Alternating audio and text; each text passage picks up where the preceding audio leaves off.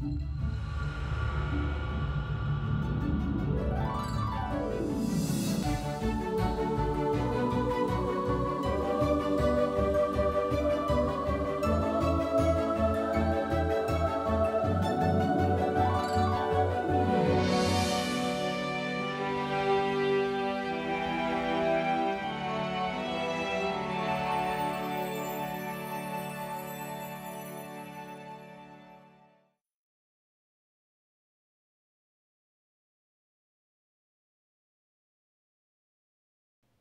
മിശിഹായ്ക്ക് സ്തുതിയായിരിക്കട്ടെ. നിത്യവിസ്മയങ്ങളിലേക്ക് സ്വാഗതം. സെയിൻറ്റ് ജോൺ ഓഫ് ഗോഡ്, ദൈവത്തിൻ്റെ വിശുദ്ധ യോഹന്നാൻ. 1495 ജനിച്ച് 1550 മാർച്ച് 8 നിത്യതയിലേക്ക് യാത്രയായ ഒരു വലിയ വിശുദ്ധൻ. അൻഡ്രേസ് ഇഡാഡയുടെയും തെരേസയുടെയും മകനായിട്ട് പോർച്ചുഗലിലാണ് അദ്ദേഹം ജനിക്കുന്നത്. പോർച്ചുഗലിലെ മൊന്തേമോർ നോവോയിൽ അദ്ദേഹം ജനിക്കുന്നു. ഇദ്ദേഹത്തിൻ്റെ മരണത്തെക്കുറിച്ച് പറയുന്നത് മുട്ടിന്മേൽ നിന്നുകൊണ്ട് മരിച്ച വിശുദ്ധനെന്നാണ്. ചരിത്രത്തിൽ മുട്ടിന്മേൽ നിന്നുകൊണ്ട് മരിക്കുകയും മരിച്ചതിന് ശേഷവും മുട്ടിന്മേൽ തന്നെ കുറേയേറെ മണിക്കൂറുകൾ ആയിരിക്കുകയും ചെയ്ത ഒരു പുണ്യാത്മാവിനെ നമ്മൾ കണ്ടുമുട്ടുന്നു ദൈവത്തിൻ്റെ വിശുദ്ധ യോഹന്നാനിൽ. അത്ഭുതകരമായ ഈ ജീവിതത്തിൻ്റെ ചില ഏടുകളിലൂടെ നമ്മൾ സാവധാനം കടന്നു പോവുകയാണ്. പോർച്ചുഗലിൽ മൊന്തേമോർ നോവോയിൽ ജനിച്ച വിശുദ്ധൻ കുട്ടിക്കാലത്ത് തന്നെ സ്പെയിനിലേക്ക് മാറി താമസിക്കുന്ന ഒരു സാഹചര്യമുണ്ടായി. കൃത്യമായിട്ട് പറഞ്ഞാൽ എങ്ങനെയാണ് അങ്ങനെ ഒരു മാറ്റം ഉണ്ടാകുന്നത് എന്നറിഞ്ഞുകൂടാ. 8-ാമത്തെ വയസ്സിൽ തന്നെ അദ്ദേഹം അവിടെ നിന്നും കുട്ടിക്കാലത്ത് തന്നെ മാറ്റിപ്പാർപ്പിക്കപ്പെട്ടു. ചരിത്രകാരന്മാർ അതിനെ വ്യത്യസ്തമായിട്ട് കാണുന്നുണ്ട്.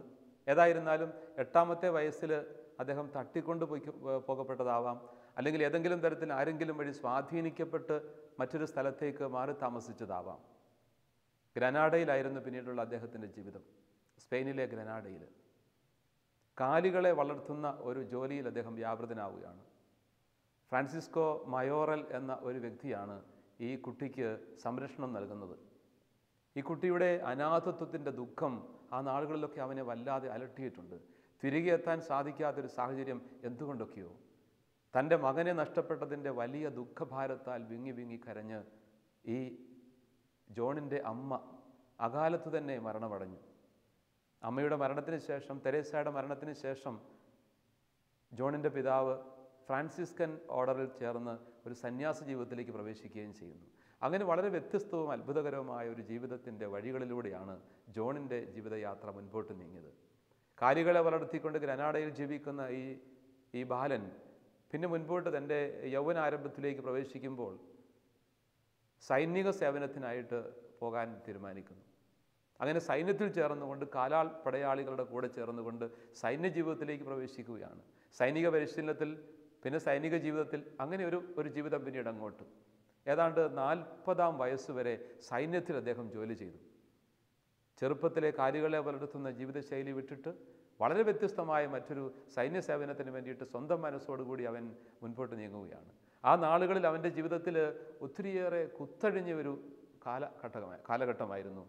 ജീവിതത്തിൻ്റെ നിലവാരം തകർന്ന, സൈന്യത്തിൻ്റെ പ്രത്യേക ശൈലിയിൽ സുവിശേഷത്തിൻ്റെ മൂല്യങ്ങളോ ക്രൈസ്തവ ദർശനങ്ങളോ എല്ലാം കാറ്റിൽ പറത്തിയ ഒരു ജീവിതം. മാതാപിതാക്കളിൽ നിന്ന് ലഭിച്ച, കുട്ടിക്കാലത്ത് ലഭിച്ച നല്ല ക്രൈസ്തവ ബോധ്യങ്ങളും ചിന്തകളും സുവിശേഷത്തിൻ്റെ വെളിച്ചവും എല്ലാം നഷ്ടപ്പെട്ട ഒരവസ്ഥയിൽ അധാർമികതയുടെ ഒരു ജീവിതമായിരുന്നു പിന്നീട് അങ്ങോട്ട് അവൻ്റെ ജീവിതം. ഏതായിരുന്നാലും 40 വയസ്സ് ആയപ്പോഴേക്കും അവൻ അവിടെ നിന്ന് തിരിച്ചു പോരുകയാണ്. തിരികെ വീണ്ടും ഗ്രനാഡയിൽ വന്നു. പക്ഷേ ഒരു മാറിയ മനുഷ്യനായിട്ട് പിന്നീട് നമ്മൾ ജോണിനെ കാണുന്നത്. എന്തൊക്കെയോ അവൻ്റെ ജീവിതത്തെ വല്ലാതെ മാറ്റിമറിച്ചു. സുവിശേഷത്തിൻ്റെ സന്ദേശം എങ്ങനെയൊക്കെയോ അവൻ്റെ ജീവിതത്തിലേക്ക് കടന്നു വരുന്നു. അതിൻ്റെ ഒരു കാരണം അവനൊരു രോഗബാധിതനായി എന്നത് കൂടിയാണ്. അതുകൂടിയാണ് അവനെ ഒരുപക്ഷെ തിരിച്ചു ചിന്തിപ്പിക്കാൻ പ്രേരിപ്പിക്കുന്നതുമൊക്കെ. ആ നാളുകളിലാണ് ആവിലായിലെ വിശുദ്ധ ജോൺ അവിടെ കടന്നു വരുന്നതും ആവിലായിലെ ജോണിൻ്റെ പ്രസംഗം വലിയൊരു പുതിയ മാനസാന്തരത്തിലേക്ക് ജോൺ ഓഫ് ഗോഡിനെ നയിക്കുന്നത്. പുതിയൊരു മാനസാന്തരം എന്ന് വെച്ച് കഴിഞ്ഞാൽ അഗാധമായ ഒരു മാനസാന്തരത്തിലേക്ക് ഈ മനുഷ്യനെത്തുകയാണ്. തൻ്റെ ജീവിതത്തിലേക്ക് കടന്നു വരുന്ന ദൈവത്തിൻ്റെ വചനം അത്ഭുതകരമായിട്ട് ഈ മനുഷ്യനെ തൻ്റെ ഇന്നലകളുടെ പാപഭാരങ്ങളെക്കുറിച്ച് ഓർമ്മപ്പെടുത്തുന്നു. ഇന്നലകളിൽ താൻ ജീവിച്ച കുത്തഴിഞ്ഞ ഒരു ജീവിതത്തെക്കുറിച്ചുള്ള വല്ലാത്ത തീരാത്ത സങ്കടം ഈ മനുഷ്യനെ അലട്ടി. അനുതപിക്കുന്ന ഹൃദയത്തോടുകൂടി പുതിയൊരു ജീവിതത്തിലേക്ക് അയാൾ പ്രവേശിക്കുകയാണ്.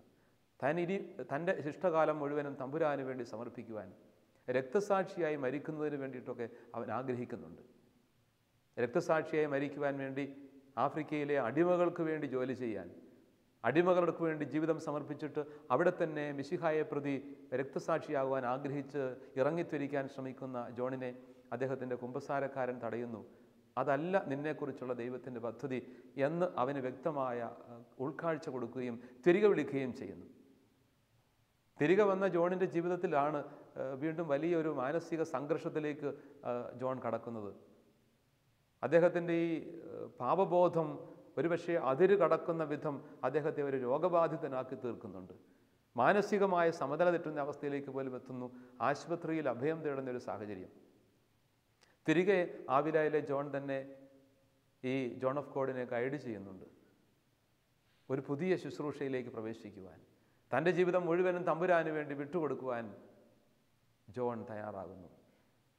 അങ്ങനെ ദൈവത്തിൻ്റെ യോഹന്നാൻ എന്ന ഒരു പുതിയ ജീവിത അവസ്ഥയിലേക്ക് അദ്ദേഹം എത്തിച്ചേരുകയാണ്. അദ്ദേഹത്തിൻ്റെ ശുശ്രൂഷകൾ മുഴുവനും വേദനിക്കുന്നവർക്ക് വേണ്ടി, പാർശ്വവൽക്കരിക്കപ്പെട്ടവർക്ക് വേണ്ടി, മാനസിക രോഗികൾക്ക് വേണ്ടി, തകർന്ന ഹൃദയമുള്ളവർക്ക് വേണ്ടി, നിരാധാരരായ മനുഷ്യർക്ക് വേണ്ടി, അങ്ങനെ അലയുന്നവർക്കൊക്കെ വേണ്ടി മാറി. തൻ്റെ മാനസികാവസ്ഥയൊക്കെ തിരിച്ചു കിട്ടി പുതിയ ഒരു സമർപ്പണത്തിലേക്ക്, യഥാർത്ഥ ക്രൈസ്തവ സമർപ്പണത്തിൻ്റെ തനിമയാർന്ന ജീവിതശൈലികളിലേക്ക് ജോൺ പ്രവേശിക്കുകയാണ്. അദ്ദേഹത്തിൻ്റെ ഈ പ്രവർത്തന രീതികളിൽ അത്ഭുതകരമായ അദ്ദേഹത്തിൻ്റെ ജീവിതശൈലിയിൽ ആകൃഷ്ടനായ ബിഷപ്പ് അദ്ദേഹത്തെ ദൈവത്തിൻ്റെ യോഹന്നാൻ എന്ന പേരിൽ തന്നെ വിളിക്കപ്പെടാൻ ആഗ്രഹിക്കുന്നുണ്ട്.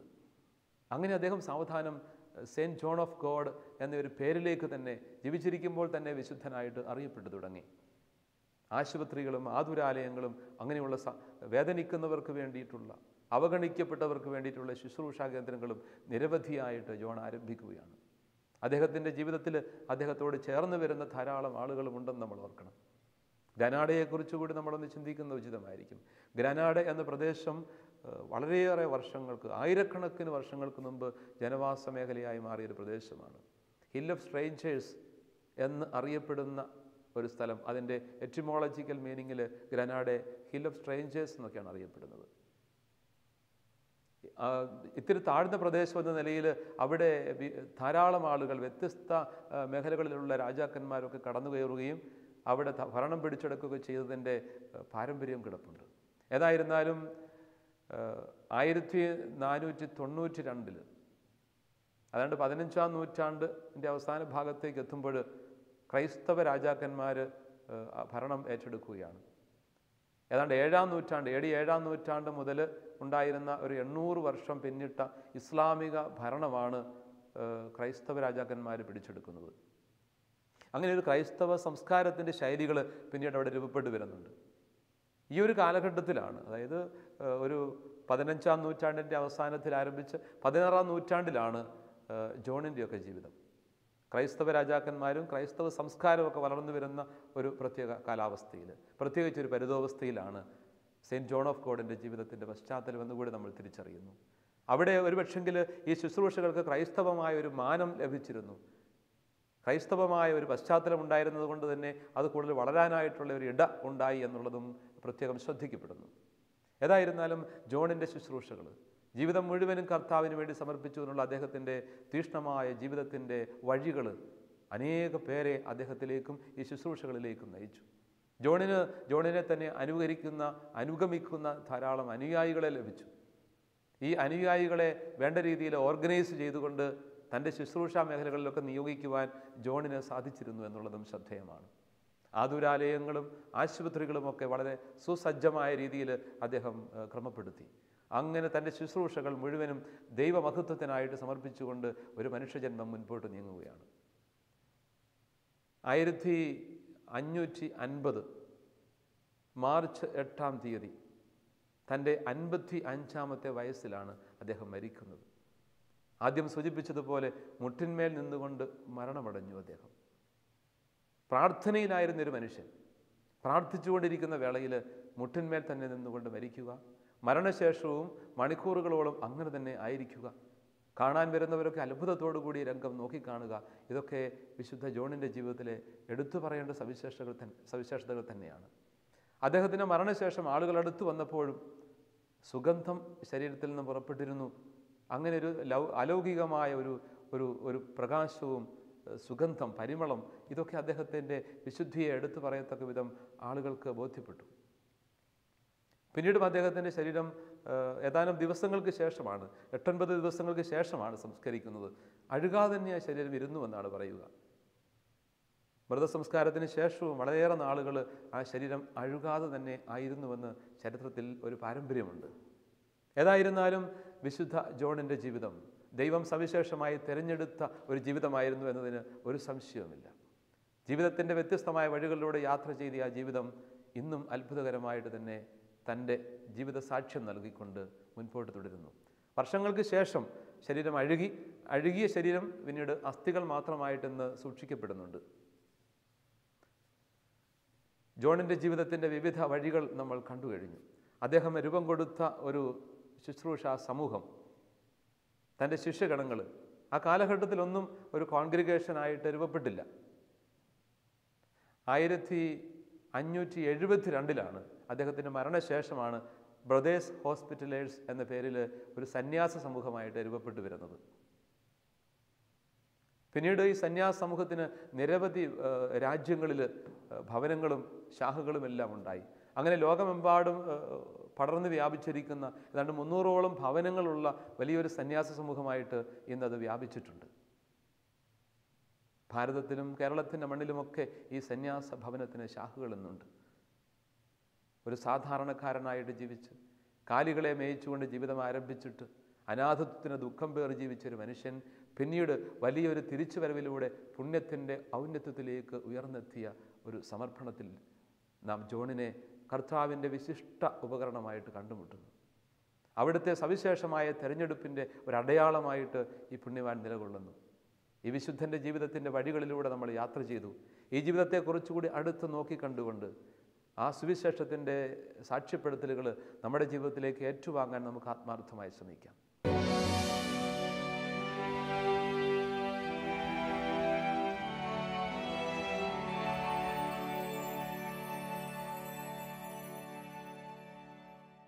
സെയിൻറ്റ് ജോൺ ഓഫ് ഗോഡ് ശുശ്രൂഷയുടെ വലിയ മധ്യസ്ഥനായിട്ട് ലോകമെങ്ങും ആദരിക്കപ്പെടുന്ന ഒരു പുണ്യവാനാണ്.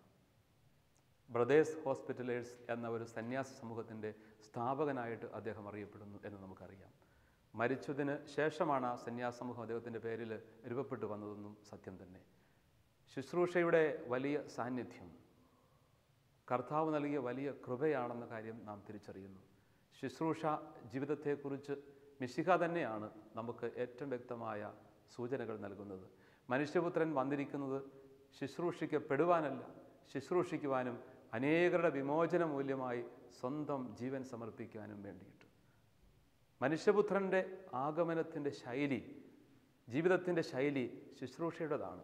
സ്നേഹത്തിൻ്റെ പ്രായോഗികമായ രൂപമാണ് ശുശ്രൂഷ എന്ന് നമ്മൾ തിരിച്ചറിയുന്നു. ഈ ശുശ്രൂഷയിലേക്ക് ഒരു വ്യക്തി കടക്കുന്നത് യഥാർത്ഥ മാനസാന്തരത്തിലൂടെയാണ്. അതുകൊണ്ട് തന്നെ മിശിഹായുടെ വാക്കുകൾ വളരെ വ്യക്തമാണ്. മർക്കോസിൻ്റെ സുവിശേഷം 1:15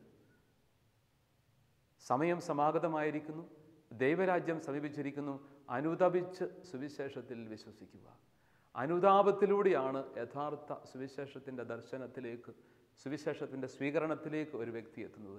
മിശിഹായെ രക്ഷകനായിട്ട് നാഥനായിട്ട് സ്വീകരിക്കുമ്പോൾ ദൈവരാജ്യത്തിലേക്ക് ഒരു വ്യക്തി പ്രവേശിക്കുകയാണ്. ദൈവരാജ്യത്തിൻ്റെ അനുഭവത്തിലേക്ക് ഒരു വ്യക്തി പ്രവേശിക്കുകയാണ്. അങ്ങനെ ദൈവരാജ്യത്തിലേക്ക് കടക്കുന്ന ഒരു വ്യക്തിക്കാണ് യഥാർത്ഥ ശുശ്രൂഷയുടെ ജീവിതം നയിക്കാൻ പറ്റുന്നത്. അതുകൊണ്ട് തന്നെ സെയിൻറ്റ് ജോൺ ഓഫ് ഗോഡിൻ്റെ ജീവിതത്തിൽ ആഴമായ ഒരു മാനസാന്തരം സംഭവിക്കുന്നത് നമ്മൾ കാണുന്നുണ്ട്. ആഴമായ മാനസാന്തരം അദ്ദേഹത്തെ അത്ഭുതകരമായ ഒരു ജീവിത ശൈലിയിലേക്കും ശുശ്രൂഷയിലേക്കും എത്തിക്കുന്നു. ഈ മാനസാന്തര ജീവിതത്തെക്കുറിച്ച് നമ്മൾ ആദ്യം ചിന്തിക്കുന്നു. മാനസാന്തര ജീവിതത്തിന് ആദ്യം ആവശ്യമായിരിക്കുക പാപബോധമാണ്. തൻ്റെ ജീവിതം ദൈവസന്നിധിയിൽ പാപകരമാണെന്നുള്ള തിരിച്ചറിവ്, ദൈവത്തിൻ്റെ പരിശുദ്ധിയുടെ മുമ്പിൽ, അവിടുത്തെ സ്നേഹത്തിൻ്റെ മുമ്പിൽ, അവിടുത്തെ കരുണയുടെ മുമ്പിൽ എനിക്ക് അഭയം ലഭിക്കുന്നു, പക്ഷേ ആ പരിശുദ്ധിയുടെ മുമ്പിൽ പാപിയാണ് ഞാനെന്നുള്ള വലിയ തിരിച്ചറിവ്. ഈ പാപബോധമാണ് ഈ കാലഘട്ടത്തിന് നഷ്ടപ്പെട്ടിരിക്കുന്നതെന്ന് പരിശുദ്ധ പിതാക്കന്മാർ പറയുന്നത് നമ്മുടെ ശ്രദ്ധയിൽ കൊണ്ടുവരേണ്ടത് തന്നെയാണ്. ആത്മീയ ചിന്തകരൊക്കെ പറയുന്നൊരു കാര്യമാണ്. ഈ കാലഘട്ടത്തിൻ്റെ പ്രധാനപ്പെട്ട ഒരു കുറവ് എന്ന് പറയുന്നത് തന്നെ പാപബോധമില്ലായ്മ. പാപബോധമില്ലായ്മ വരിക, എൻ്റെ ജീവിതത്തിൽ ഞാൻ തന്നെ എല്ലാത്തിൻ്റെയും നാഥനായിട്ട് മാറുന്നു എന്നൊരവസ്ഥയിലാണ്. ആദ്യ പാപം തന്നെ അതാണ്. നന്മതിന്മകളുടെ വൃക്ഷത്തിൻ്റെ ഫലം പറിച്ച് തിന്നുക എന്ന് പറയുന്നത് തന്നെ എൻ്റെ ജീവിതത്തിൻ്റെ തീരുമാനങ്ങൾ എടുക്കാൻ നന്മയുടെയും തിന്മയുടെയും ഒക്കെ മാനദണ്ഡമായിട്ട് ഞാൻ എന്നെ തന്നെ പ്രതിഷ്ഠിക്കുന്നു. ദൈവത്തെ മാറ്റി നിർത്തിയിട്ട് നന്മയുടെയും തിന്മയുടെയും തീരുമാനങ്ങൾ എടുക്കുന്ന വ്യക്തി ഞാനാണെന്ന് തീരുമാനിക്കുകയും ആ നിലപാടുകൾ സ്വീകരിക്കുകയും ചെയ്യുന്നു. അവിടെ ഞാനാണ് തീരുമാനിക്കുന്നത് ഏതാണ് നന്മ, ഏതാണ് തിന്മ. ദൈവത്തിൻ്റെ ഹിതത്തിനോ സുവിശേഷത്തിൻ്റെ മൂല്യങ്ങൾക്കോ വചനത്തിനോ അവിടെ സ്ഥാനമില്ലാതെ പോകുന്നൊരവസ്ഥ. അപ്പോൾ എൻ്റെ ജീവിതത്തിൻ്റെ തീരുമാനങ്ങൾ ദൈവത്തിൻ്റെ വചനമാണ് അടിസ്ഥാന മാനദണ്ഡമായിട്ട് രൂപപ്പെടുത്തേണ്ടത് എന്നുള്ള ബോധ്യത്തിലേക്കാണ് നമ്മൾ എത്തേണ്ടത്. മാനസാന്തരത്തിൻ്റെ വലിയ അനുഭവത്തിലേക്ക് വന്നവർ അസാധാരണമായ വിധം കർത്താവിൻ്റെ കരങ്ങളിലെ ഉപകരണമാകുന്നത് നമ്മൾ സുവിശേഷത്താളുകളിൽ കണ്ടുമുട്ടുന്നുണ്ട്. പാപിനിയായ ഒരു സ്ത്രീ ഈശോ ശമയോൻ്റെ വീട്ടിൽ വിരുന്നിനെത്തുമ്പോൾ ജീവിതം മുഴുവൻ തകർന്ന ഒരു സ്ത്രീ അവിടെ വന്നിട്ട് അവൻ്റെ പാദാന്തികത്തിലിരുന്ന് കണ്ണുനീരുകൊണ്ട് പാദങ്ങൾ കഴുകി തുടയ്ക്കുന്ന ഒരവസ്ഥ. സുഗന്ധദ്രവ്യം അവിടെ ഒഴിച്ച് ആ പാദങ്ങളിൽ അവളെ തന്നെ സമർപ്പിക്കുന്നു. ഒരു പൂർണ്ണമായ സമർപ്പണം, പാപത്തിൻ്റെ അവസ്ഥയെക്കുറിച്ചുള്ള പൂർണ്ണമായ ബോധ്യം. പരിശുദ്ധിയുടെ മുമ്പിലെത്തുമ്പോൾ പാപിയാണെന്നുള്ള ചിന്തയിലേക്കും ബോധ്യത്തിലേക്കും ഒരു വ്യക്തി എത്തുന്നു. അവിടെയാണ് മാനസാന്തരം ആരംഭിക്കുന്നത്. അവിടെയാണ് ജീവിതത്തിൽ ശുശ്രൂഷയ്ക്ക് തുടക്കം കുറിക്കുന്നത്. പുതിയ ഒരു ദൗത്യം ഞാൻ ഏറ്റെടുക്കുന്നത്. ഈ ഒരു തിരിച്ചറിവാണ് നമുക്ക് ആവശ്യമായിരിക്കുന്നത്. യോഹന്നാന്റെ സുവിശേഷം 4-ാം അധ്യായത്തിലെ സമറിയക്കാരി സ്ത്രീയുടെ അവസ്ഥയും മറ്റൊന്നല്ല. പാപിനിയാണവൾ. ജീവിതത്തിലെ പലതും കൈമോശം വന്നവൾ, നഷ്ടപ്പെട്ടവൾ, പാപത്തിൻ്റെ അവസ്ഥയെക്കുറിച്ച് പോലും ബോധ്യമില്ലാത്തവൾ. പക്ഷേ യഥാർത്ഥ രക്ഷകനെ കണ്ടുമുട്ടുമ്പോൾ, യഥാർത്ഥ മെശിഹായെ കണ്ടുമുട്ടുമ്പോൾ അവളുടെ ജീവിതത്തിന് മാറ്റം വരികയാണ്. അവളൊരു പ്രേക്ഷിതയായിട്ട് മാറുന്നു. മറ്റുള്ളവർക്ക് വേണ്ടി അവൾ സമയം കണ്ടെത്തുന്നു. അവരെ കൂടി താൻ കണ്ടുമുട്ടിയ മെശിഹായെ പങ്കുവയ്ക്കാൻ അവൾ വിനിയോഗിക്കുന്നു. ആദ്യത്തെ പ്രേക്ഷിതയായിട്ട് അവൾ മാറുകയാണ് അവിടെ. മഗ്ദലക്കാരി മറിയം 7 പിശാചുക്കളെ പുറത്താക്കിയവൾ. 7 പിശാചുക്കളെ അവളിൽ നിന്നും കർത്താവ് പുറത്താക്കി. അങ്ങനെ ഒരു പരിധിവരെ അവൾ ദൈവത്തിൽ നിന്നും അകന്ന തിന്മയ്ക്ക് അടിമപ്പെട്ട ജീവിതം നയിച്ച വ്യക്തി എന്ന് വേണമെങ്കിൽ കരുതാൻ പറ്റും. അങ്ങനത്തെ ഒരവസ്ഥയിൽ അവൾ കർത്താവിനെ കണ്ടുമുട്ടുന്നു. കർത്താവിനെ കണ്ടുമുട്ടി അവളുടെ ജീവിതം തമ്പുരാനോട് ചേർന്നാണ് പിന്നെ മുൻപോട്ട് പോകുന്നത്. ഉദ്ധിതനായ മെശിഹായെ ആദ്യം കണ്ടുമുട്ടുന്നത്, കണ്ണുനീരിൻ്റെ വിടവിലൂടെ കർത്താവിൻ്റെ തിരുമുഖം തിരിച്ചറിയുന്നത് മഗ്ദലക്കാരി മറിയമാണ്. അവൾ കർത്താവിനെ കണ്ടുമുട്ടിയിട്ട് ആദ്യത്തെ പ്രേക്ഷിതയായി മാറുന്നു. ഉദ്ധിതനായ മെശിഹായ്ക്ക് ആദ്യമായിട്ട് സാക്ഷ്യം നൽകുന്ന അപ്പസ്തോലന്മാരെ പോലും ആദ്യം ഈ സുവിശേഷം അറിയിക്കുന്ന വ്യക്തിയായിട്ട് മഗ്ദലക്കാരി മറിയം മാറുകയാണ്. അങ്ങനെ മാനസാന്തരത്തിൻ്റെ അനുഭവത്തിലേക്ക് കടന്നു വന്ന എത്രയോ ജീവിതങ്ങൾ വെറും ലൗകിക മാത്രമായി ജീവിച്ച് പാപത്തിൻ്റെ ക്ഷണികമായ സുഖഭോഗങ്ങളിൽ അഭിരമിച്ചുകൊണ്ട് ജീവിതത്തിന് അർത്ഥം കണ്ടെത്താതെ നട്ടം തിരിഞ്ഞ മനുഷ്യരൊക്കെ കർത്താവിനെ സുവിശേഷത്തിൻ്റെ വെളിച്ചത്തിൽ കണ്ടുമുട്ടിയപ്പോൾ, തിരുസഭയിലേക്ക് തിരികെ എത്തിയപ്പോൾ, കർത്താവിൻ്റെ സ്നേഹത്തിൻ്റെയും കാരുണ്യത്തിൻ്റെയും അനുഭവം ഉണ്ടായപ്പോൾ അസാധാരണമായ സന്തോഷം അവരുടെ ജീവിതത്തിൽ നിറഞ്ഞു. എത്രയോ വ്യക്തികൾ തങ്ങളുടെ ജീവിതാനുഭവങ്ങൾ പങ്കിടുന്നു. ഇന്നലകളിൽ കൈമോശം വന്നത്, ഇന്നലകളിൽ എന്തെങ്കിലുമൊക്കെ ഉണ്ട് എന്ന് കരുതിക്കൊണ്ട് നിസ്സാര സന്തോഷങ്ങൾക്ക് വേണ്ടി ജീവിതം സമർപ്പിച്ചിട്ട് എല്ലാം തകർന്നു കഴിഞ്ഞപ്പോൾ പിന്നീട് ഒരു സത്യം തിരിച്ചറിയുന്നു. കർത്താവാണ്, സുവിശേഷത്തിൻ്റെ വെളിച്ചമാണ് എൻ്റെ ജീവിതത്തിന് വഴികാട്ടിയായി മാറുന്നത്. അങ്ങനെ ഒരു തിരിച്ചറിവിലേക്ക് വരണമെങ്കിൽ പാപബോധം നമുക്കുണ്ടാവണം. വളരെ ആപേക്ഷികമായിട്ട് പലതിനെയും ഇന്ന് വ്യാഖ്യാനിക്കുന്നു. സനാതന മൂല്യങ്ങളോ സുവിശേഷത്തിൻ്റെ മൂല്യങ്ങളോ ഒന്നും കാര്യമാക്കാതെ എൻ്റെ സാഹചര്യങ്ങളിൽ ഇങ്ങനെയൊക്കെ പറ്റുകയുള്ളൂ, കൈക്കൂലി കൊടുക്കാതെ പറ്റില്ല, കൈക്കൂലി വാങ്ങിക്കാതെ പറ്റില്ല എന്നൊക്കെ എണ്ണുന്ന ഒരു സാഹചര്യം. ഏതെങ്കിലുമൊക്കെ തരത്തിൽ ഇത്തിരി അധാർമികത വലിയ കുഴപ്പമില്ല, കച്ചവടങ്ങളിൽ ആവശ്യത്തിന് എന്തെങ്കിലുമൊക്കെ തിന്മ കൂട്ടുചേർക്കാം, അങ്ങനെയൊക്കെ ചിന്തിക്കുന്ന, സകലതിനോടും അധാർമികതയോടൊക്കെ സമരസപ്പെടാനായിട്ട് സാധിക്കുന്ന ഒരു മാനസിക വ്യാപാരത്തിലേക്ക്, വളരെ ആപേക്ഷികമായ ഒരു കാഴ്ചപ്പാടിലേക്ക് നമ്മൾ എത്തുന്നു. സുവിശേഷത്തിൻ്റെ മാറ്റമില്ലാത്ത സനാതനമായ മൂല്യങ്ങളെ കാറ്റിൽ പറത്തിയിട്ട് ആപേക്ഷികമായിട്ട് കാര്യങ്ങളെ ഗ്രഹിക്കാൻ ശ്രമിച്ചു കഴിഞ്ഞാൽ അത് അപകടകരമായ ഒരവസ്ഥയാണ്. ഇവിടെയാണ് കർത്താവിൽ ആഗ്രഹിക്കുന്ന മാനസാന്തരം, സെയിൻറ്റ് ജോൺ ഓഫ് ഗോഡിൻ്റെ ജീവിതത്തിൽ കാണുന്ന ആഴമായ മാനസാന്തരം. ആവിലായിലെ പുണ്യവാനായ ജോണിൻ്റെ പ്രസംഗം കേൾക്കുമ്പോൾ സുവിശേഷത്തിൻ്റെ വെളിച്ചത്തിൽ ജീവിതത്തെ അത്രമാത്രം അടുത്ത് മനസ്സിലാക്കാൻ, തൻ്റെ പാപകരമായ അവസ്ഥയെക്കുറിച്ചുള്ള തിരിച്ചറിവിലേക്ക് എത്താൻ, പിന്നീട് ജീവിതം പുത്തനായിട്ടൊന്ന് സമർപ്പിക്കാൻ ഈ പുണ്യവാന് സാധിക്കുന്നു. നമ്മുടെയും ജീവിതത്തെ സമൂലമായി പരിശോധിക്കാൻ നമുക്ക് കഴിയണം. ഈ ധന്യമായ വേളയിൽ ശുശ്രൂഷയുടെ ജീവിതത്തിലേക്ക് നമുക്ക് കടന്നു വരാം. പുണ്യവാൻ്റെ ജീവിതത്തിൻ്റെ ഏറ്റവും പ്രകാശപൂരിതമായ ഒരു തലമാണ് ശുശ്രൂഷയുടെ ജീവിതം.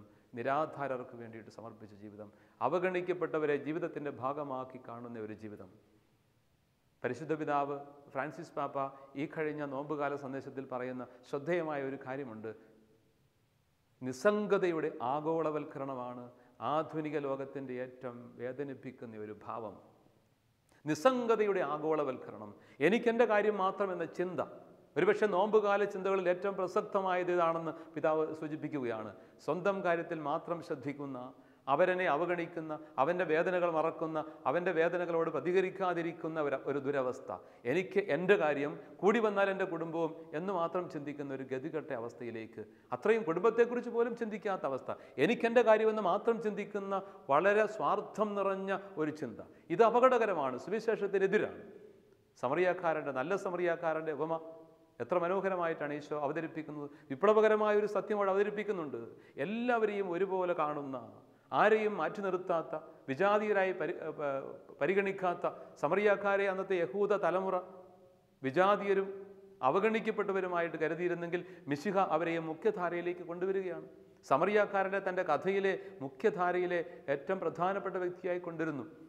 അതൊരു കാര്യം. അതോടൊപ്പം തന്നെ ഈ വ്യക്തിയുടെ ജീവിതത്തിൽ അദ്ദേഹം ചെയ്യുന്ന ശുശ്രൂഷയുടെ ഭാവങ്ങൾ, ശൈലികൾ, അതാണ് അയാളെ മഹത്വത്തിലേക്ക് നയിക്കുന്നത്. തൻ്റെ സമയം അവിടെ മറ്റൊരാൾക്ക് വേണ്ടി മാറ്റിവെക്കുന്നു. യാത്രയ്ക്ക് പോകുന്ന മനുഷ്യനാണ്.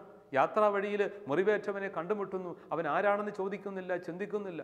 അവൻ സിറിയക്കാരനാണോ, യഹൂദനാണോ, സമറിയക്കാരനാണോ, ആരുമായിക്കൊള്ളട്ടെ, അതൊന്നും അദ്ദേഹത്തിൻ്റെ ചിന്തയിലില്ല. മുറിവേറ്റവൻ, തൻ്റെ സഹായം അർഹിക്കുന്നവൻ വഴിവക്കിൽ ആരും ഇല്ലാത്തവനായി അവഗണിക്കപ്പെട്ട് കിടക്കുന്നു. അവിടെ നിർത്തി തൻ്റെ കഴുതയെ ഇറങ്ങി വന്നിട്ട് അനുകമ്പയോടുകൂടി ആ മനുഷ്യനെ സ്വന്തമാക്കുകയാണ്, അവനോട് ചേരുകയാണ്, അവനെ തൻ്റെ ജീവിതത്തിൻ്റെ ഭാഗമാക്കി കരുതുകയാണ്. അവന് വേണ്ടി തൻ്റെ സമയവും തൻ്റെ സമ്പത്തും ഉള്ളതൊക്കെ ചെലവഴിക്കാൻ തയ്യാറാകുന്ന വിശാലമായ ക്രിസ്തു ശിഷ്യത്വത്തിൻ്റെ വഴികളിലേക്ക് അവൻ എത്തിച്ചേരുന്നു. ഈ ഒരു തലത്തിലേക്ക് വളർന്നെത്തുക, ഇതാണ് ക്രിസ്തു ശിഷ്യൻ്റെ, ക്രൈസ്തവൻ്റെ ജീവിത ശൈലി. യഥാർത്ഥത്തിൽ മനുഷ്യൻ്റെ ജന്മം തന്നെ മറ്റുള്ളവർക്ക് വേണ്ടി സമർപ്പിക്കാൻ വേണ്ടിയിട്ടാണ്. അവരന് വേണ്ടിയിട്ട് ജീവിക്കാൻ വിളിക്കപ്പെട്ടവനാണ് ഓരോ വ്യക്തിയും. ദൈവത്തിൻ്റെ ഹിതം ഓരോ വ്യക്തിയെക്കുറിച്ചുമുള്ളത് അത്തരത്തിലാണ്. ദൈവത്തിൻ്റെ ആഗോള പദ്ധതിയിൽ ഓരോ വ്യക്തിക്കും ഒരു റോളുണ്ട്. അത് അവൻ്റെ ജീവിതത്തിന് വേണ്ടിയിട്ട് എന്നല്ല അർത്ഥമാക്കുക. അവൻ ആയിരിക്കുന്നത് മറ്റൊരാൾക്ക് വേണ്ടി കൂടിയിട്ടാണ്. ഒരുപക്ഷെ മറ്റുള്ളവർക്ക് വേണ്ടി ജീവിക്കുമ്പോഴാണ് എൻ്റെ തന്നെ അസ്തിത്വത്തിൻ്റെ അർത്ഥം ഞാൻ തിരിച്ചറിയുന്നതും കണ്ടുമുട്ടുന്നതും. ഈ ഒരു ശുശ്രൂഷ ശൈലിയിലേക്ക് വളരുവാൻ ദൈവം നമ്മെ ഇന്ന് ഒരുക്കുകയാണ്. ഈ കാലഘട്ടത്തെ ഒരുക്കിക്കൊണ്ടിരിക്കുകയാണ്. ഈ കഴിഞ്ഞ നാളുകളിലൊക്കെ അത്തരത്തിലുള്ള ശൈലികളൊക്കെ രൂപം കൊണ്ടിട്ടുണ്ടെന്നുള്ളത് വളരെ സന്തോഷകരമായ ഒരു സത്യമാണ്. നവീകരണ പ്രസ്ഥാനങ്ങളിലൂടെ, ജീസസ് ഫ്രറ്റേണിറ്റി പോലുള്ള ശുശ്രൂഷ ശൈലികളിലൂടെ, ആകാശപ്പറവുകളുടെ മക്കൾ എന്നൊക്കെ അറിയപ്പെടുന്ന പുതിയ ശുശ്രൂഷ സംരംഭങ്ങളിലൂടെ, ആകാശപ്പറവുകളുടെ കൂട്ടുകാർ എന്ന പേരിൽ അറിയപ്പെടുന്ന ഒരു സമൂഹം തന്നെ ഇന്ന് ഈ കാലഘട്ടത്തിൽ കേരളത്തിലും ഇന്ത്യയിലൊട്ടാകെയും ഉണ്ടെന്ന് നമുക്കറിയാം. ബഹുമാനപ്പെട്ട ജോർജ് കുറ്റിക്കലച്ചനെ പോലെയുള്ള ആളുകളൊക്കെ ധീരതയോടെ നേതൃത്വം കൊടുത്ത വലിയ ശുശ്രൂഷ ശൈലികളൊക്കെ ഒരുപാട് പേരെ സ്വാധീനിച്ചിട്ടുണ്ട്. അങ്ങനെയുള്ള ശുശ്രൂഷ ശൈലികൾ ഈ കാലഘട്ടത്തിൻ്റെ ആവശ്യകതയായിട്ട് നമുക്ക് എണ്ണാൻ കഴിയണം. അതിനെയൊക്കെ വിലമതിക്കുന്നതോടൊപ്പം തന്നെ നമ്മുടെ വ്യക്തി ജീവിതങ്ങളെ നാം ജീവിക്കുന്ന ഇടങ്ങളിൽ, സാഹചര്യങ്ങളിൽ ചേർത്ത് വായിക്കാനായിട്ട് സാധിക്കണം. ഏതെല്ലാം തരത്തിൽ എനിക്ക് മറ്റുള്ളവർക്ക് വേണ്ടിയിട്ട് ഇത്തിരി സമയവും കഴിവും അറിവും ഒക്കെ ചെലവഴിക്കാൻ പറ്റും എന്ന ഒരു ചോദ്യം ഏറെ പ്രസക്തമാണ്. അതുകൊണ്ട് അങ്ങനെ എൻ്റെ ജീവിതത്തിൻ്റെ അർത്ഥം തിരിച്ചറിയുവാനുള്ള തീക്ഷ്ണമായ ഒരു പരിശ്രമത്തിലേക്ക് നമുക്ക് കടക്കാം. ഞാൻ ജീവിക്കുന്ന കൊച്ചു മേഖലയിൽ, ഒരുപക്ഷെ എൻ്റെ കുടുംബത്തിൽ ആദ്യം ആരംഭിക്കുന്നു ഈ ശുശ്രൂഷയുടെ ശൈലി. എൻ്റെ കുടുംബത്തിൽ അവഗണിക്കപ്പെട്ടവരായി ആരെങ്കിലും ഉണ്ടെങ്കിൽ, രോഗാതുരമായ അവസ്ഥയിൽ ആരെങ്കിലും ഉണ്ടെങ്കിൽ, എൻ്റെ റോൾ അവിടെ പ്രസക്തമാണെന്ന് ഓർക്കുക. ആരെയും മാറ്റി നിർത്താതിരിക്കുക. വീട്ടിൽ ആദ്യം ആരംഭിക്കുന്ന ഈ ശുശ്രൂഷയുടെ ശൈലി ചുറ്റുവട്ടങ്ങളിലേക്ക് വ്യാപിക്കട്ടെ, ഞാൻ ജോലി ചെയ്യുന്ന ഇടങ്ങളിലേക്ക് വ്യാപിക്കട്ടെ. അവഗണിക്കപ്പെട്ടവരൊക്കെ എൻ്റെ ജീവിതത്തിൻ്റെ ഭാഗമായി കരുതുന്ന ഒരു മഹത്തായ വിളിയിലേക്ക് നമുക്ക് പ്രവേശിക്കാൻ സാധിക്കണം.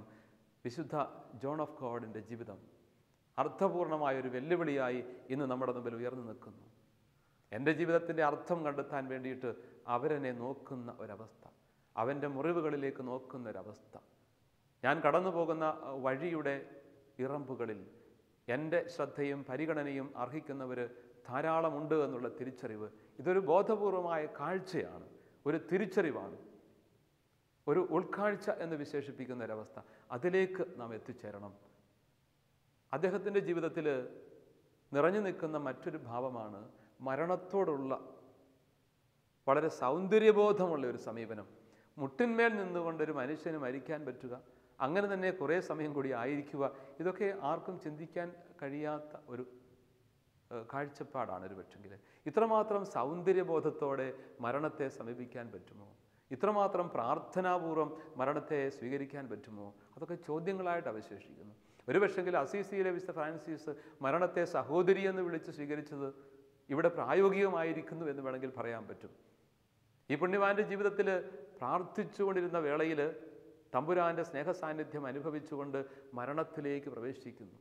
മരിച്ചു കഴിഞ്ഞിട്ടും പ്രാർത്ഥനയുടെ ബലത്തിൽ കർത്താവ് ആ മനുഷ്യനെ താങ്ങി നിർത്തി എന്ന് പറയുന്നതായിരിക്കും ഒരുപക്ഷെ സത്യം.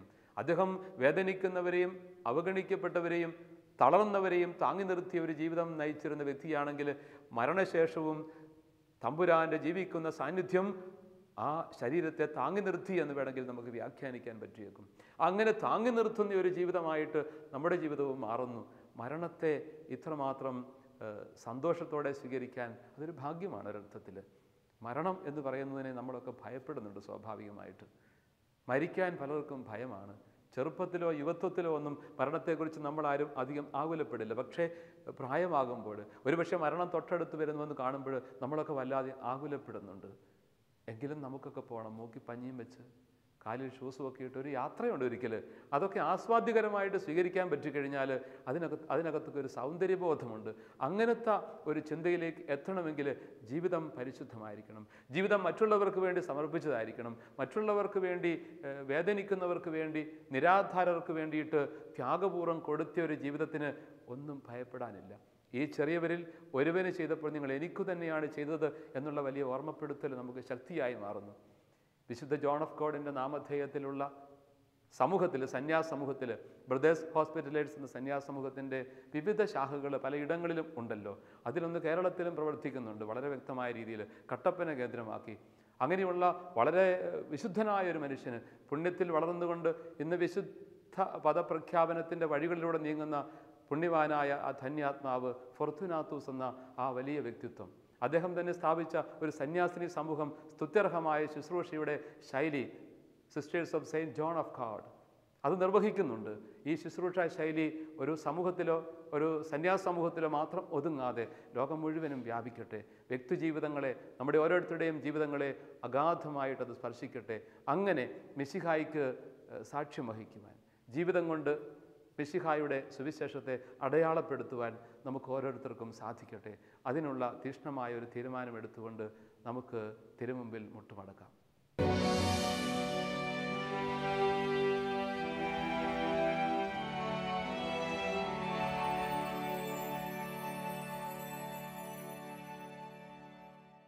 കണ്ണുകളടച്ച് നമുക്ക് ദൈവസന്നിധിയിൽ ആയിരിക്കാം. പിതാവും പുത്രനും പരിശുദ്ധാത്മാവുമായ ത്രിയേക ദൈവമേ, ഞങ്ങളങ്ങയെ സ്തുതിക്കുകയും ആരാധിക്കുകയും മഹത്വപ്പെടുത്തുകയും ചെയ്യുന്നു. ഞങ്ങൾക്ക് മാതൃകയും മധ്യസ്ഥനുമായിട്ട് വിശുദ്ധ ജോണിനെ നൽകിയതിനെ ഓർത്ത് ഞങ്ങൾ അങ്ങേക്ക് നന്ദി പറയുന്നു. നല്ല ദൈവമേ, നിൻ്റെ വലിയ കൃപകൾ അവിടുന്ന് ഞങ്ങളുടെ മേൽ ചൊരിഞ്ഞാലും ഈ പുണ്യവാൻ്റെ അത്ഭുതകരമായ ജീവിതവും ജീവിത സമർപ്പണവും ഞങ്ങൾക്കും നൽകണമേ എന്ന് പ്രാർത്ഥിക്കുന്നു. അങ്ങയുടെ പരിശുദ്ധാത്മാവിൻ്റെ കൃപയാൽ ഞങ്ങളെ നിറയ്ക്കണമേ. ശുശ്രൂഷയുടെ വ്യത്യസ്തമായ മേഖലകളിലൂടെ ഞങ്ങളെയും നയിച്ചാലും ഞങ്ങളുടെ ജീവിതത്തിൽ അവിടുന്ന് ഇടപെട്ടുകൊണ്ട് സഹോദരങ്ങളെക്കുറിച്ച്, വേദനിക്കുന്നവരെക്കുറിച്ച്, അവഗണിക്കപ്പെട്ടവരെക്കുറിച്ചുള്ള വലിയ ബോധ്യവും കാഴ്ചയും നൽകണമേ. ഞങ്ങളുടെ ചുറ്റുപാടുകളുടെ വേദനകൾ ഒരിക്കലും അവഗണിക്കാതെ അവരിലേക്കൊക്കെ ഇറങ്ങിച്ചെല്ലാൻ, അവരുടെ മുമ്പിലേക്ക് അങ്ങയുടെ സ്നേഹത്തിൻ്റെ സുവിശേഷമായി കടന്നു ചെല്ലുവാൻ ഞങ്ങളെ ഉപകരണങ്ങളാക്കണമേ.